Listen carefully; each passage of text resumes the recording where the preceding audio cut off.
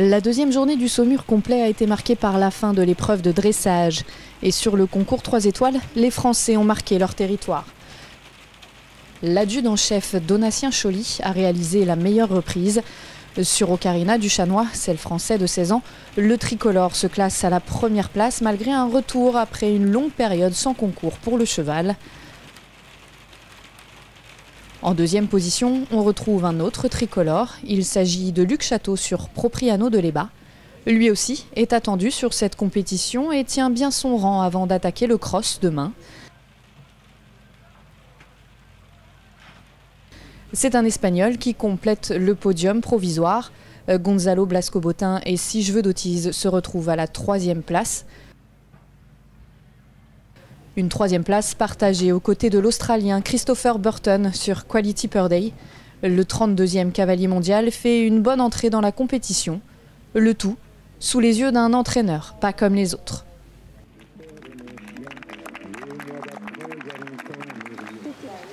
Il observe, scrute, analyse. Et pourtant, ce n'est pas sa discipline. Nelson Pessoa traîne autour des carrières de dressage, mais il n'est pas à Saumur par hasard. Nouveau membre du staff australien depuis octobre 2017, la légende brésilienne du saut d'obstacle est là pour préparer l'équipe au CSO.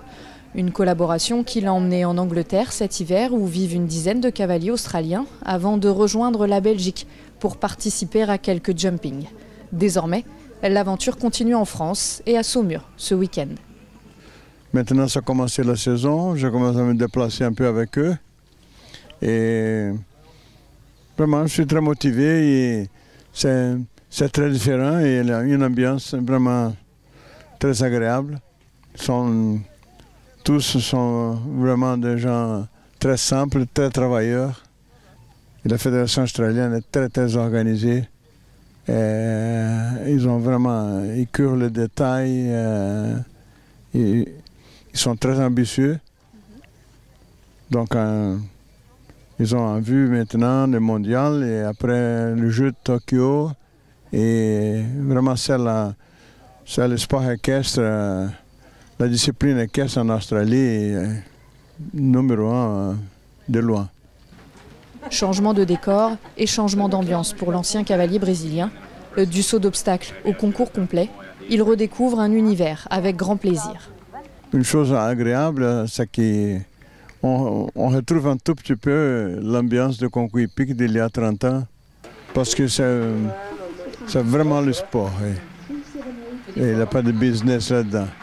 Et notre activité de saut d'obstacle, c'est devenu un business sport. C'est la conséquence de l'évolution. Personne ne peut empêcher ça.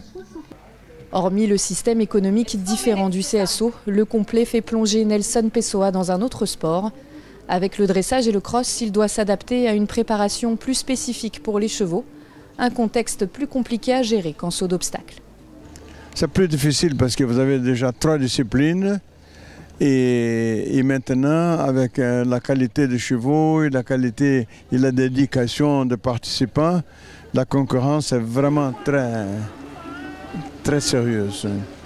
Donc le niveau de dressage et de concours hippique est beaucoup augmenté, mais la grande clé, c'est le dressage et le saut. Ici à Saumur, il prend le temps de regarder tous ses cavaliers sur chaque épreuve. Après le dressage, il ira sur la reconnaissance du cross. Sa mission du week-end s'achèvera dimanche avec le saut d'obstacle. D'ici là, il continue d'observer et surtout d'apprendre.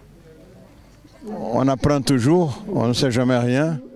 Avec les chevaux, celui-là qui dit qu'il sait tout, il se trompe beaucoup. Un peu plus loin sur le parcours de cross dans les bois, on découvre d'autres surprises. Des œuvres d'art viennent se mêler au décor. Avec l'exposition Grand Air organisée autour du concours, le public peut se promener autour de l'hippodrome de Véry pour découvrir de drôles de sculptures. Et parmi elles, celle d'Élodie Boutry, jeune artiste de la région venue s'exposer pour l'occasion. Donc là, vous vous trouvez devant une installation qui s'appelle Sous-bois et qui a été réalisée en pensant donc à cet espace arboré de l'hippodrome.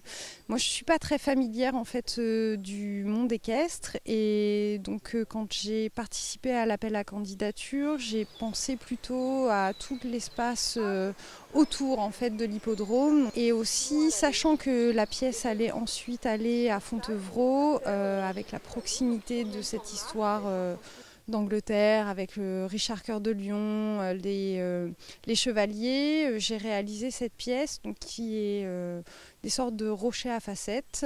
Et l'idée aussi, c'était de se retrouver un peu à l'écart de toute l'effervescence du moment, du complet, et d'avoir un endroit un peu plus paisible où on pourrait méditer. Je fais des peintures qui sont en 3 dimensions, mais en fait mes sculptures sont vraiment le support de ma peinture. Donc c'est plus, en fait chaque forme est un prétexte à la couleur et au coloriage. C'est vrai que le monde du cheval, moi j'y connaissais rien. On a passé 3 semaines à l'hippodrome, on a vu toute cette effervescence dans les préparatifs, la générosité de toutes les personnes qui nous ont accueillis. On a eu aussi l'occasion en fait, de travailler juste à côté des personnes qui fabriquent en partie les obstacles. Et moi c'est quelque chose que je regardais un peu du coin de l'œil où finalement je me disais tiens aussi c'est presque des sculptures et je trouvais ça intéressant. Donc je sais pas, peut-être à la limite j'aurais envie de dire que le prochain défi ça serait pourquoi pas de faire un obstacle pour un concours de saut et voilà. Venez apprécier ces sculptures le long du parcours de cross qui se tiendra ce samedi.